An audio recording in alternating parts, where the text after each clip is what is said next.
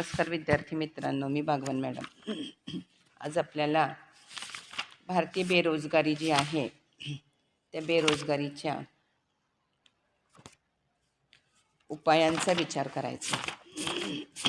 भारतामध्ये असणारी जी बेरोजगारी आहे तर या बेरोजगारीचे परिणाम जे झालेले आहेत तर हे कमी करण्यासाठी आपल्याला काय करायचं आहे, विशेष उपाययोजना करायच्या आहेत.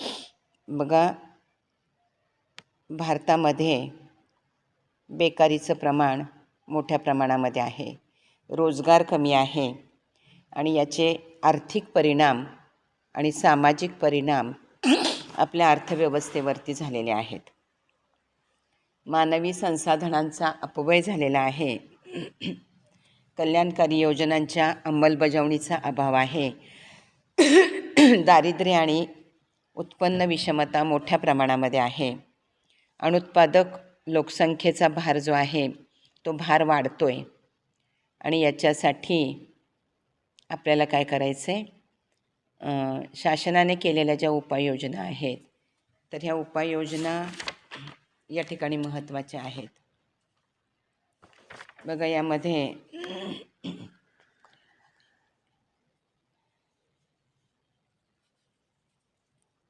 भारतातली बेरोजगारी कमी करण्यासाठी शासनाने ज्या उपाययोजना केलेल्या आहेत त्याच्यामध्ये रोजगार हमी योजना आहे, सुवर्णजयंती ग्राम स्वयंरोजगार योजना आहे, सुवर्णजयंती शहरी रोजगार योजना आहे, त्यानंतर प्रधानमंत्री रोजगार योजना आहे, त्यानंतर ग्रामीण युवक प्रशिक्षण आणि स्वयंरोजगार योजना आहे, जवाहर रोजगार योजना आहे, महात्मा गांधी राष्ट्रीय ग्रामीण रोजगार हमी योजना आहे, त्यानंतर दीनदयाळ उपाध्याय ग्रामीण कौशल्य योजना आहे आणि कौशल्य विकास आणि उद्योजकता कार्यक्रम आहे, त्यानंतर स्टार्टअप इंडिया प्रोग्रॅम आहे बघा, आणि प्रधानमंत्री कौशल्य विकास योजना आहे.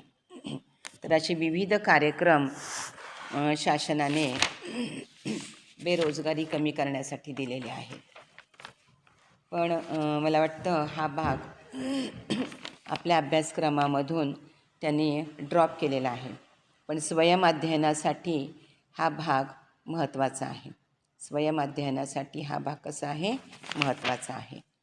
तर आपण पुढचा जो भाग आहे तो भारतातल्या दारिद्र्याचा, तर ह्या दारिद्र्याचा आपण विचार करू.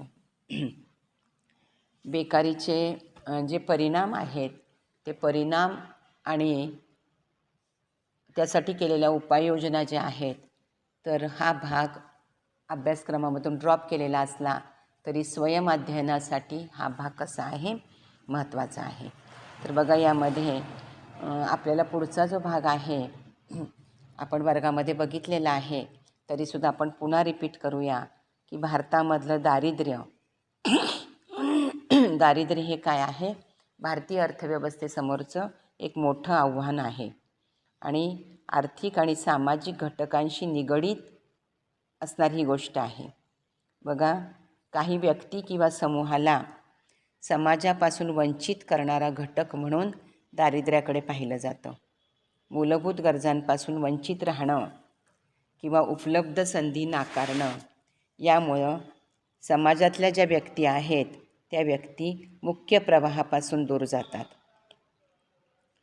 भारतातल्या दारिद्र्याला दीर्घ स्वरूपाचा इतिहास आहे.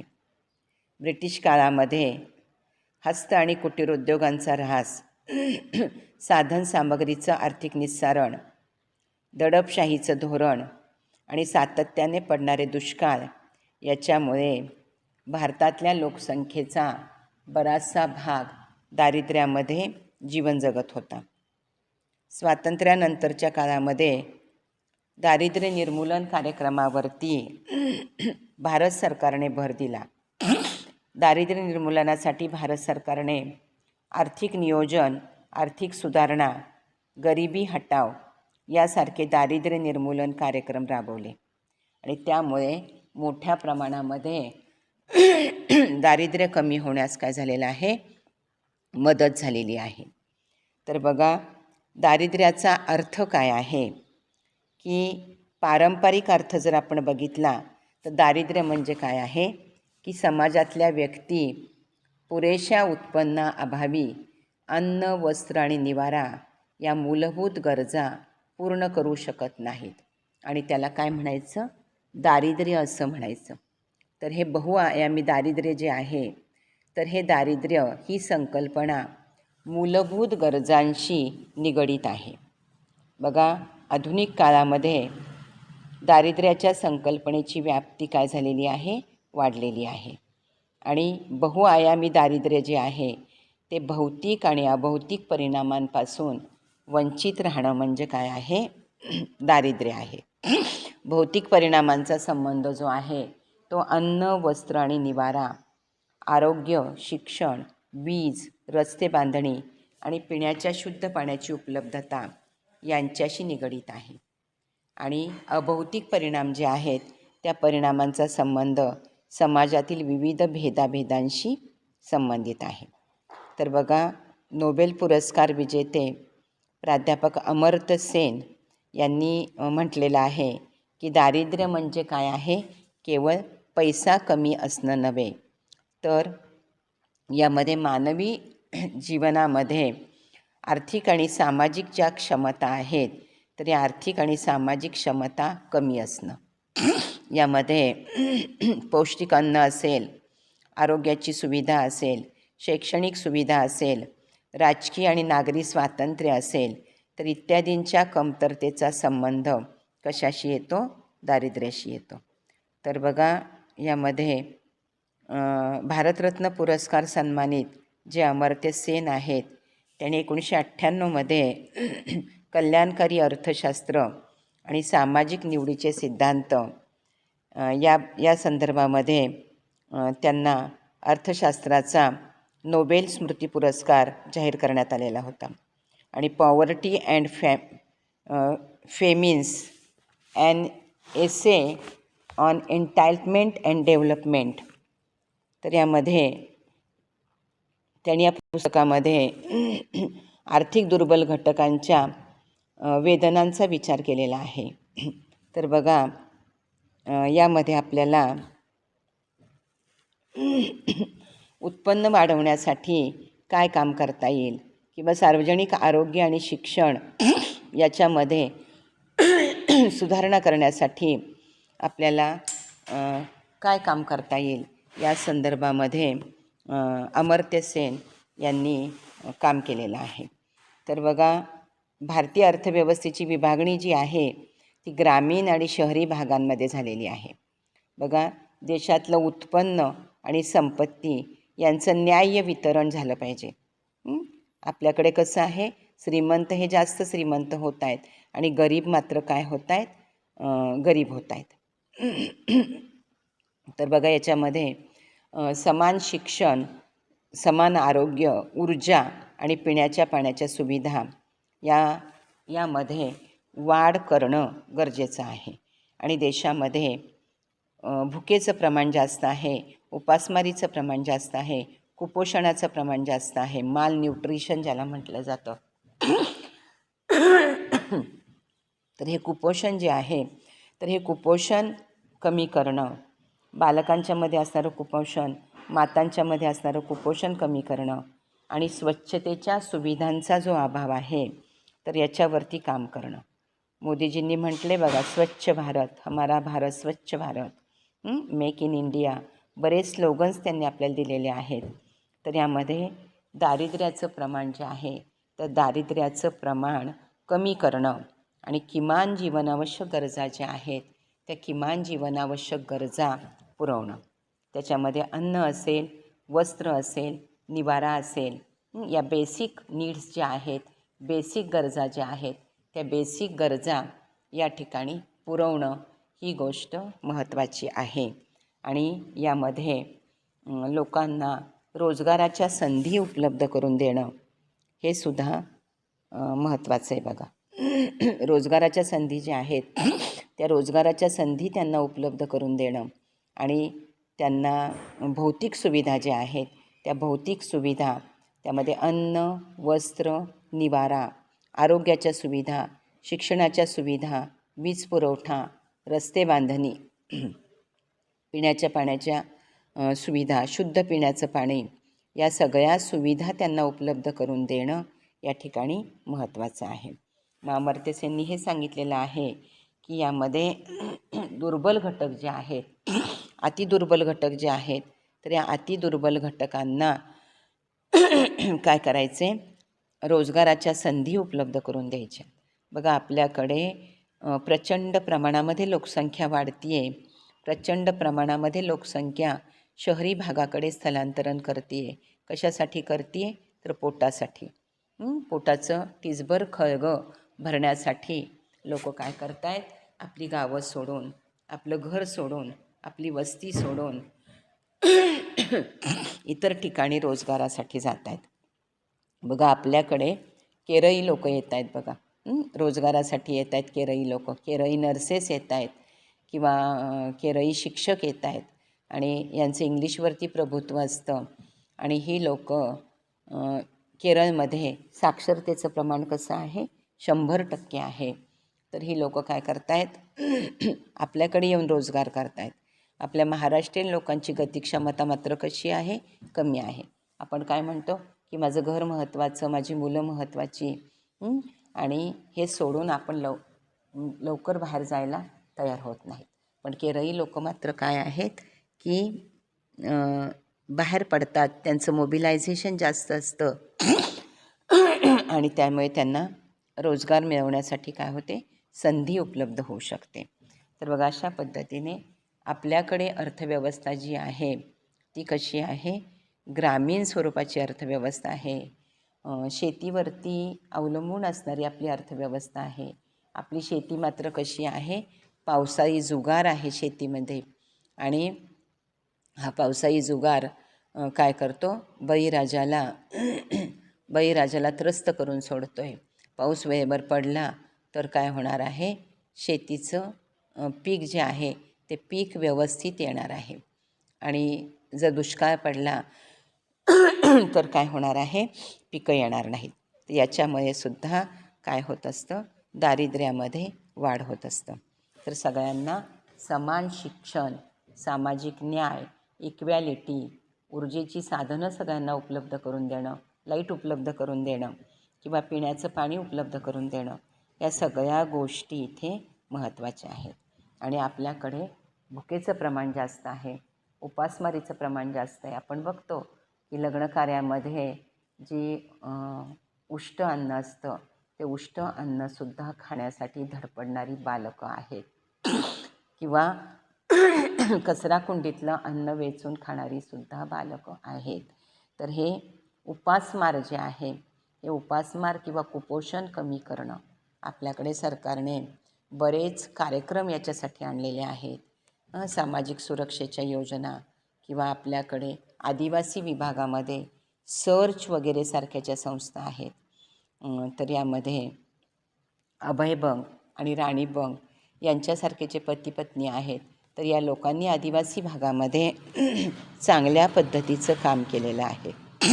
यामध्ये तिथल्या ज्या कुपोषित माता आहेत, त्या कुपोषित मातांना योग्य औषधोपचार उपलब्ध करून देणं किंवा त्यांना त्यांचं कॅल्शियम वगैरे, रक्त वगैरे वाढेल याच्यासाठी त्यांना विविध खाद्यपदार्थ, उदाहरणार्थ शेंगदाण्याचे लाडू वगैरे, राजगिऱ्याचे लाडू, असं त्यांना उपलब्ध करून देणं. हे सगळं जे काही आहे, ती सर्च संस्था आणि तुमच्यासारखे विद्यार्थी जे आहेत, तरुण वर्ग जो आहे, तो याच्यामध्ये काय होतो आहे, सामील होतो आहे काम करण्यासाठी. आणि आदिवासी पाडे जे आहेत, त्या आदिवासी पाड्यांवरती ही लोक काय करत आहेत, त्या लोकांचं समुपदेशन करत आहेत, त्यांचं काउन्सिलिंग करत आहेत. आणि काय होतं आहे, त्यांना जन्माला येणारी बालकं जी आहेत, ती बालकं जर कमी वजनाची असतील तर त्यांनासुद्धा औषधोपचार करणं, त्यांनासुद्धा लसीकरण करणं, हे सगळं काम जे आहे ते काम या सर्च संस्थेकडून केलं जातं. आपल्याकडे इकडे मावळ भागामध्ये सुद्धा कोल्हे पती पत्नी आहेत बघा, स्मिता कोल्हे वगैरे. तर ही लोकंसुद्धा चांगल्या पद्धतीने कामं करत आहेत. किंवा आपल्याकडे पुण्याला जे बेगर संस्था आहे बघा, बेगर भिकाऱ्यांची संस्था, भिकाऱ्यांचं समुपदेशन करणं, भिकाऱ्यांना रोजगार उपलब्ध करून देणं, यासाठी डॉक्टर सोनवणे काम करतायत बघा. डॉक्टर सोनवणे जे आहेत ते सोनवणे काम करतायत. आणि आपल्याकडे नेवरेकर मॅडम होत्या बघा. तुम्हाला माहिती आहे नेवरेकर मॅडम माध्यमिकला होत्या बघा, आता रिटायर झाल्या. तर त्यासुद्धा या संस्थेशी जोडल्या गेलेल्या आहेत. आणि हे चांगल्या पद्धतीने या भिकाऱ्यांना रस्त्यावर उचलून आणायचं, त्यांना स्वच्छ अंघोळ घालायची, स्वच्छ करायचं, स्वच्छ कपडे द्यायचे, त्यांना खायला प्यायला द्यायचं आणि त्यांच्यासाठी रोजगार उपलब्ध करून द्यायचं. काय करायचं? त्यांना रोजगार उपलब्ध करून देणं. तर हे या ठिकाणी महत्त्वाचं आहे. तुमच्या हातामध्ये 4 पैसे असतील, तुम्हाला जर काम उपलब्ध असेल तर तुम्हाला पैसे मिळणार आहेत. आणि पैसे मिळाले तरच तुमचं घर चालणार आहे, नाहीतर तुमच्यावरती उपासमारीची काय होणार आहे, परिस्थिती येणार आहे. तर बघा, यामध्ये कुपोषण कमी करणं किंवा आरोग्याच्या सुविधा उपलब्ध करून देणं, या सगळ्या गोष्टी इथे महत्त्वाच्या आहेत. स्वच्छतेच्या सुविधा, आरोग्याच्या सुविधा आणि दारिद्र्य जे आहे ते दारिद्र्य निरपेक्ष स्वरूपाचं दारिद्र्य आहे. यामध्ये काय आहे की निरपेक्ष दारिद्र्य हे किमान उपभोगाच्या गरजानुसार मोजलं जातं. किमान उपभोगाच्या गरजा म्हणजे काय? अन्न, वस्त्र आणि निवारा या किमान गरजा आपल्या पूर्ण व्हायला पाहिजेत. आणि 2400 कॅलरीज उष्णांक देणारा आहार आपल्याला मिळाला पाहिजे. तर बघा, यामध्ये भाजीपाला असेल, अंडी असतील, दूध असेल, तर हे सगळं आपल्याला याच्यामधून उपलब्ध व्हायला पाहिजे. असे पदार्थ आपल्याला आपल्या आहारामधून प्रोटीन्स, विटॅमिन्स, कॅलरीज वगैरे मिळायला पाहिजेत. आणि किमान उत्पन्न तेवढं नसतं बघा व्यक्तीचं. आणि उत्पन्न नसलं की तुम्ही वस्तू आणि सेवांच्या खरेदी कशा करणार आणि तुमच्या जीवनावश्यक गरजा भागवल्या जात नाहीत. एखादा मजूर असेल तर त्या मजुराला मिळणारं उत्पन्न दिवसाकाठी एक 400 रुपये असेल तर 400 रुपयामध्ये तो स्वतःचं खाद्यपदार्थ वगैरे सगळ्या गरजा कशा भागवणार? आणि त्याच्यामुळे त्याला झुणका भाकरीवरती दिवस काढावे लागतात. ज्वारीसुद्धा आता 50 रुपये किलो आहे, गहू 30 रुपये किलो आहे.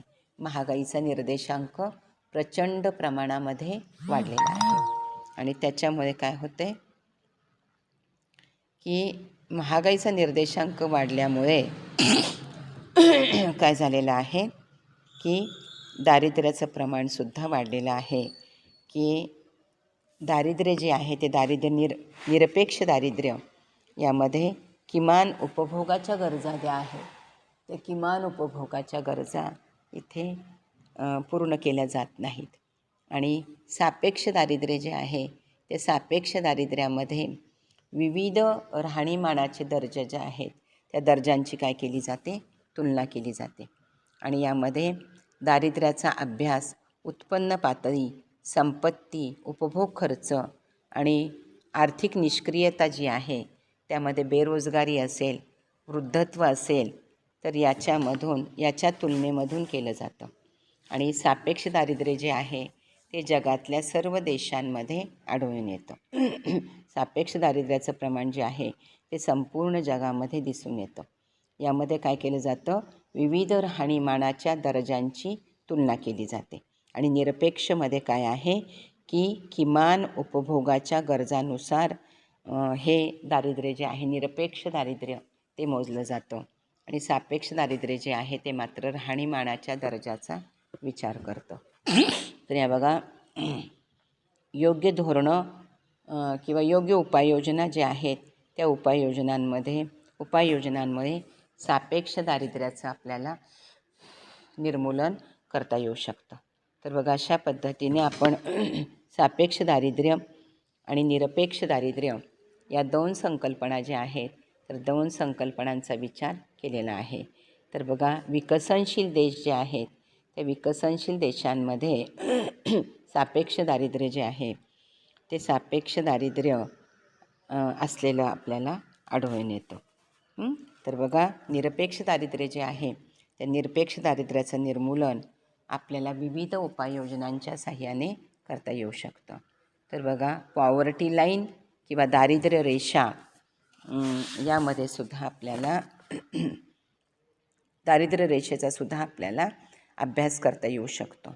तर बघा, दारिद्र्य रेषा ही अशी एक काल्पनिक रेषा आहे की जी गरीब आणि गरिबेतर यामध्ये वर्गीकरण करते आणि प्रत्येक व्यक्तीच्या दैनंदिन खर्चाशी ती निगडीत असते. विविध समित्या आणि अभ्यास गटांनी दारिद्र्य रेषेची संकल्पना विविध प्रकारे स्पष्ट केलेली आहे.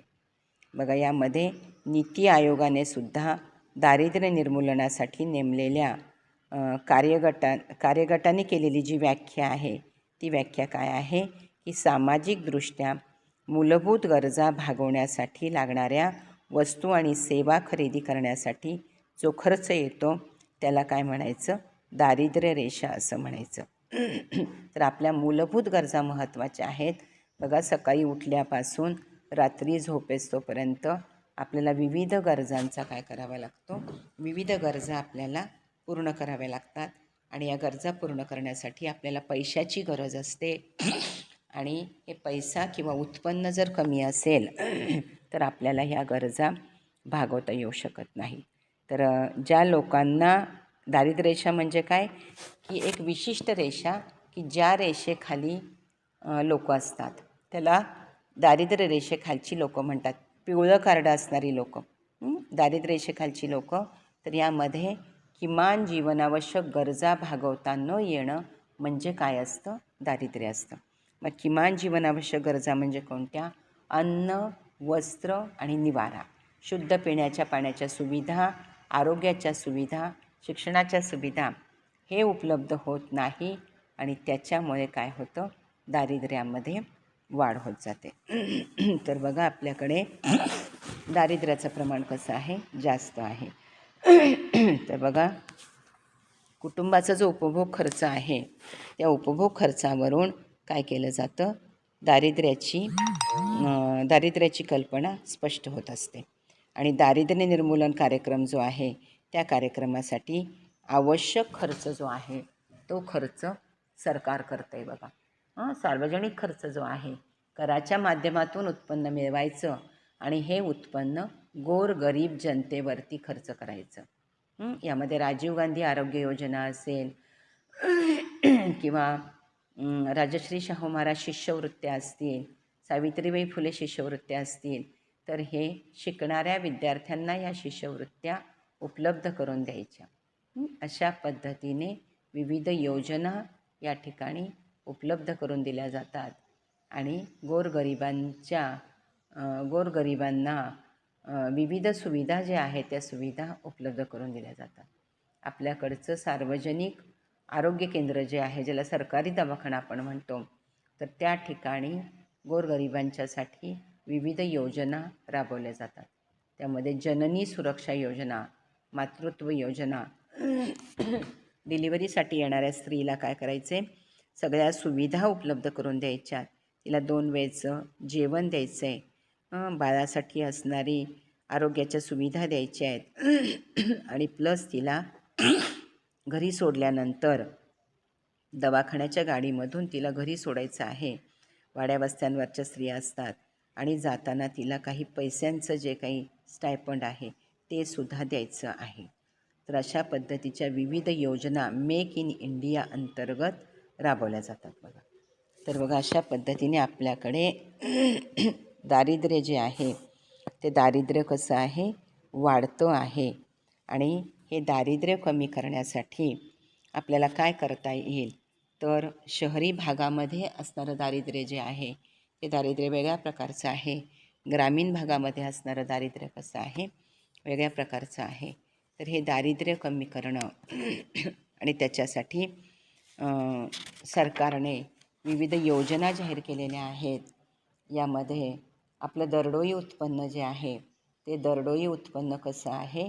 कमी आहे. दरडोई उत्पन्न म्हणजे प्रतिमानशी उत्पन्न. तर हे प्रतिमानशी उत्पन्न कसं आहे? कमी आहे. तर हे प्रतिमानशी उत्पन्न वाढवणं आणि यामध्ये लोकांचं उत्पन्न वाढवणं, यामध्ये जास्त उत्पन्न असणारा गट आहे, उच्च मध्यम उत्पन्न असणारा गट आहे, मध्यम उत्पन्न असणारा गट आहे आणि कमी उत्पन्न असणारा गट आहे. तर हा उत्पन्नाचा मनोरा पेज नंबर 52वरती दिलेला आहे बघा, तो पण आपल्याला अभ्यासायचा आहे. आणि तुम्हाला माहीत आहे की दारिद्र्य रेषेच्या वर राहण्यासाठी आपल्याला कशाची गरज आहे. तर बघा, आपल्या घरामध्ये आपण ज्या अन्नपदार्थांची खरेदी करतो, तर या खरेदीमध्ये आपल्याला धान्य, डाळी, दूध, दुग्धजन्य पदार्थ, मीठ, साखर, खाद्यतेल, अंडी, मासे, मांस, भाज्या, फळं, मसाले, विविध पेय आणि प्रक्रिया केलेलं खाद्य, प्रोसेसिंग फूड्स जे आहेत ते फूड, तर या सगळ्या घटकांची गरज आपल्या घरामध्ये असते. आणि इंधन आणि वीज याचीसुद्धा गरज असते. तुमच्याकडे सगळं आहे, पण तुमच्याकडे गॅसच जर उपलब्ध नसेल तर तुम्ही स्वयंपाक कसा करणार.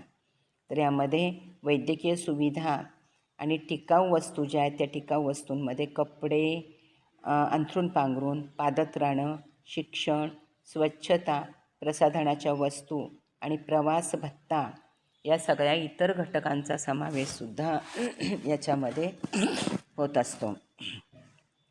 तर बघा, तुम्हीसुद्धा एक स्वतः सर्वे करायचा आहे की आपल्या कुटुंबामध्ये कोणकोणते खाद्यपदार्थ लागतात, कोणकोणते खाद्येतर पदार्थ लागतात याची यादी करायची आहे.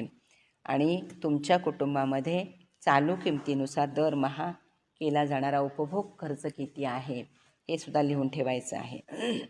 तुमच्या कुटुंबाचा दरमहा खर्च किती आहे आणि तुमचं उत्पन्न किती आहे या गोष्टीसुद्धा इथे काय आहेत, महत्त्वाच्या आहेत. तर बघा, अशा पद्धतीने आपण दारिद्र्याचा विचार केलेला आहे, दारिद्र्याचा अभ्यास केलेला आहे. तर भारतामध्ये दारिद्र्याचं प्रमाण कसं आहे, जास्त आहे. याचं महत्त्वाचं कारण काय आहे की लोकसंख्येचा विस्फोट भारतीय अर्थव्यवस्थेमध्ये झालेला आहे. आणि आर्थिक वृद्धीचा वेग जो आहे तो वेग कसा आहे, मंद आहे. तर बेरोजगारी आणि अर्धबेरोजगारी, छुपी बेरोजगारी आपल्या अर्थव्यवस्थेमध्ये मोठ्या प्रमाणामध्ये आहे. तर दारिद्र्य रेषा जी आहे ती दारिद्र्य रेषा म्हणजे ग्रामीण भागामध्ये आपल्याला दारिद्र्याचं गुणोत्तर जे आहे ते 31% असलेलं आपल्याला दिसून येतं. आणि शहरी भागामध्ये मात्र 26-27% दारिद्र्य असलेलं आपल्याला दिसून येतं. म्हणजे एकूण सरासरी जी आहे ती 30% असलेली आपल्याला दिसून येते. तर बघा, प्रति महिना 972 रुपये एवढा खर्च उपभोगावरती केला जातो. आणि प्रति व्यक्ती प्रति दिवस प्रत्येकाच्या वाट्याला येणारं उत्पन्न 32 रुपये आहे बघा. आणि शहरी भागामध्ये 1400 रुपये प्रति महिना उत्पन्न असतं आणि 47 रुपये प्रति दिवस आणि प्रति व्यक्ती उत्पन्न जे आहे त्याला दरडोई उत्पन्न असं म्हटलं जातं. तर हे दरडोई उत्पन्न आपल्याला प्रत्येकाच्या वाट्याला येणारं उत्पन्न आपल्याला मोजता येऊ शकतं बघा. तर अशा पद्धतीने आपण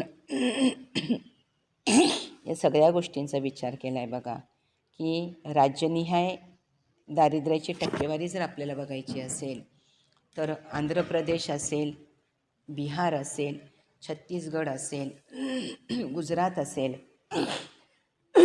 हरियाणा असेल, हिमाचल प्रदेश असेल, जम्मू काश्मीर असेल, झारखंड असेल, कर्नाटक, केरळ, मध्य प्रदेश, सगळी राज्य जे आहेत त्या सगळ्या राज्यांमध्ये आपल्याला त्यांचा आर्थिक पाहणी अहवालाचा आपल्याला अभ्यास करता येतो. तर बघा, आपण महाराष्ट्राचा जर विचार केला तर आपला दारिद्र्याचा दर जो आहे तो 17.4 एवढा आहे. आणि ओरिसामध्ये मात्र दारिद्र्याचा दर कसा आहे, जास्त आहे. विकसित प्रदेश आहे 32.6 एवढं आपल्याला दारिद्र्य असलेलं दिसून येतं. पश्चिम बंगालमध्ये तर असणारं दारिद्र्य किती आहे, 19 एवढं आहे. आणि हिमाचल प्रदेशामध्ये 8.1 एवढं दारिद्र्य आहे. म्हणजे रोजगाराच्या संधी आपल्याला कमी उपलब्ध झालेल्या दिसून येतात. म्हणजे दारिद्र्याचा विस्तार जो आहे तो दारिद्र्याचा विस्तार आपल्याला या ठिकाणी झालेला दिसून येतो. तर बघा, अशा पद्धतीने आपण दारिद्र्य म्हणजे काय आहे आणि दारिद्र्यासाठी आपल्याला उत्पन्न वाढवणं किंवा रोजगाराच्या संधी वाढवणं हे महत्त्वाचं आहे. दारिद्र्याचं दुष्टचक्र अर्थव्यवस्थेमध्ये कार्यरत आहे. प्राध्यापक नर्क्सने दारिद्र्याचं दुष्टचक्र सांगितलेलं आहे. प्राध्यापक नर्क्स काय म्हणतो आहे की व्हिशियस सर्कल ऑफ पॉवर्टी, त्यामध्ये राष्ट्रीय उत्पन्न कमी आहे, दरडोई उत्पन्न कमी आहे, बचत कमी आहे, भांडवल निर्मिती कमी आहे, गुंतवणूक कमी आहे, उत्पादन कमी आहे, रोजगार कमी आहे आणि याच्यामुळे अर्थव्यवस्थेमध्ये दारिद्र्याचं दुष्टचक्र काय आहे, कार्यरत आहे. व्हिशियस सर्कल ऑफ काय, पॉवर्टी. हे प्राध्यापक नर्क्सने सांगितलेलं दारिद्र्याचं दुष्टचक्र अतिशय महत्त्वाचं आहे. आणि बघा, दारिद्र्य रेषा जी आहे ती दारिद्र्य रेषासुद्धा आपल्या अभ्यासासाठी महत्त्वाची आहे की अशी रेषा की किमान जीवनावश्यक गरजा आपल्याला भागवता येऊ शकत नाहीत. तर बघा, बेसिक नीड्स ज्या आहेत त्यामध्ये अन्न, वस्त्र आणि निवारा या गरजा भागवणं, शैक्षणिक सुविधा या गरजा भागवणं आपल्याला अतिशय महत्त्वाचं आहे. आणि यामध्ये आपल्याला रोजगाराच्या संधी वाढवणं, रोजगार उपलब्ध करून देणं हे अतिशय महत्त्वाचं आहे. रोजगार उपलब्ध झाला, हाताला काम मिळालं तर 4 पैसे मिळणार आहेत आणि 4 पैसे मिळाले तर आपल्याला आपलं जीवनमान, आपल्या राहणीमानाचा दर्जा, आपलं स्टँडर्ड ऑफ लिव्हिंग आपल्याला चांगल्या पद्धतीने सांभाळता येणार आहे. तर बघा, याच्यामध्ये आपण सगळी माहिती बघितलेली आहे की दारिद्र्य म्हणजे काय आहे, दारिद्र्याच्या संदर्भातल्या संकल्पना कोणकोणत्या आहेत, निरपेक्ष दारिद्र्य असेल, सापेक्ष दारिद्र्य असेल, किमान जीवनावश्यक गरजा पूर्ण न करता येणं किंवा राहणीमानाची तुलना करणं, हे सगळे घटक इथे महत्त्वाचे आहेत. स्टँडर्ड ऑफ लिव्हिंग तुमचं कसं आहे हे तुमच्या उत्पन्न ॲबिलिटीवरती, उत्पन्न क्षमतेवरती अवलंबून आहे. तर बघा, यामध्ये आपण उत्पन्न जमा करणं, उत्पन्न वाढवणं, उत्पन्न ॲबिलिटी वाढवणं, उत्पन्न क्षमता वाढवणं या ठिकाणी काय आहे, महत्त्वाचं आहे. आणि त्याच्यासाठी कौशल्याधिष्ठित शिक्षण घेणं, कौशल्याधिष्ठित शिक्षण घेणं, काही ना काहीतरी टेक्निक आपण प्राप्त करणं की जेणेकरून आपल्याला 4 पैसे मिळू शकतील. तर हे सगळे घटक इथे काय आहेत, महत्त्वाचे आहेत. तर ठीक आहे, आपण दारिद्र्याची सगळी माहिती मी तुम्हाला सांगितलेली आहे. तर आपण आजच्यासाठी काय करूयात, थांबूयात. ठीक आहे, धन्यवाद.